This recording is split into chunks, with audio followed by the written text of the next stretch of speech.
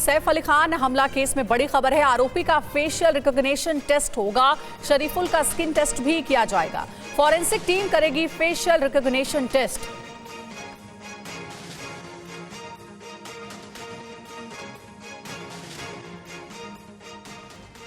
तो सैफ हमला केस में आरोपी के चेहरे में अंतर को लेकर जो मुद्दा टीवी9 ने उठाया, वही सवाल बांद्रा कोर्ट में भी उठा है। शरीफुल के वकील ने शरीफुल और सीसीटीवी में नजर आ रहे आरोपी की तस्वीर कोर्ट में दिखाई और कहा कि दोनों की तस्वीर मैच नहीं हो रही है, दोनों की तस्वीर में अंतर है। बचाव पक्ष के वकील संदीप शेरखाने ने क्या कहा इस पर आपको दिखाते हैं।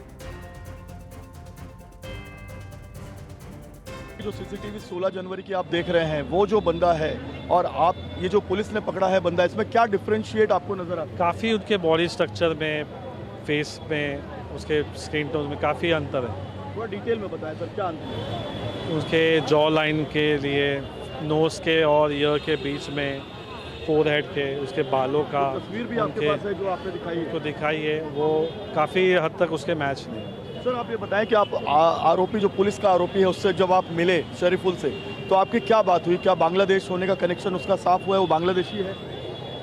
मैंने वो बोला था, बांग्लादेशी का उसका क्लेम किया गया, लेकिन वो काफ़ी सालों से यहाँ रह रहा था। उनके फैमिली और उनके जो लोग हैं उन्होंने बताया कि वो यहाँ पे रहता है और काफ़ी छोटे मोटे जो भी काम मिलते हैं, कारपेंटर का, यहाँ का जो भी काम मिलता था वो करता था। और फेशियल रिकॉग्निशन तकनीक क्या होती है, अब आपको हम ये समझाते हैं। दरअसल biometric artificial intelligence base application होता है। किसी शख्स की उसके चेहरे से पहचान करने में ये मदद करता है। किसी व्यक्ति की आंख के रेटिना और नाक से पहचान होती है। चेहरे के साइज के हिसाब से किसी शख्स की पहचान की जाती है।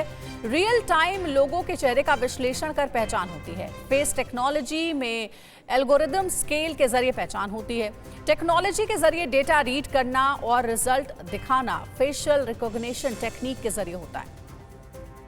और चलिए इसको लेकर और ज्यादा जानकारी के साथ हमारे संवाददाता मुंबई से अभिजीत ठाकुर जुड़े हुए। अभिजीत, जिस तरह से अब सवाल उठ रहे हैं कि जिसको पकड़ा गया वो असल में वो था ही नहीं जिसने हमला किया था, ये सवाल उठाया जा रहा है और खुद जो आरोपी है उसकी वकील की तरफ से कहा गया है। अब फेशियल रिकॉग्निशन की बात सामने आ रही है, कब तक ये करवाया जाएगा और इससे कैसे क्लैरिटी मिलेगी?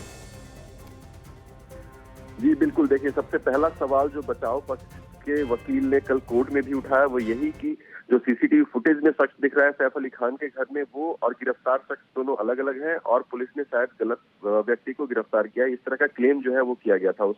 और मुंबई पुलिस ने अपनी तरफ से जो कोर्ट में कही है ये बात, जब उसकी हिरासत के लिए सबमिशन दे रहे थे तो उनसे ये कही गई कि उसकी फेशियल रिकॉग्निशन अभी भी की जानी है। इसलिए ये जानकारी सामने आई कि उसका फेशियल रिकॉग्निशन किया जाएगा और ऐसी जानकारी सामने आ रही कि आज भी जो है वो फोरेंसिक एक्सपर्ट जो है वो पहुंच सकते हैं बांद्रा थाने और ये जो प्रक्रिया है वो शुरू कर दी जाएगी।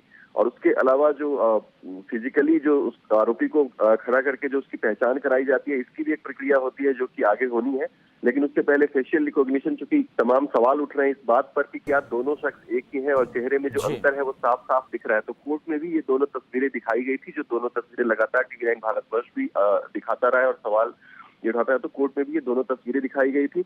उसके बाद पुलिस की तरफ से ये कहा गया कि फेशियल रिकॉग्निशन टेस्ट जो है अभी भी होना है और उसके लिए उन्हें और समय लगेगा और यही कारण है कि 7 दिन की रिमांड मांगी गई थी, 5 दिन की रिमांड जो है वो पुलिस को उसके बाद दी गई। तो ये जो है प्रक्रिया इसको जल्दी जी बिल्कुल, तो फेशियल रिकॉग्निशन टेस्ट होगा, मुंबई पुलिस की तरफ से करवाया जाएगा और उसके बाद तमाम जो सवाल हैं इसके जवाब मिलेंगे। बहुत बहुत शुक्रिया आपका इस पूरी जानकारी के लिए।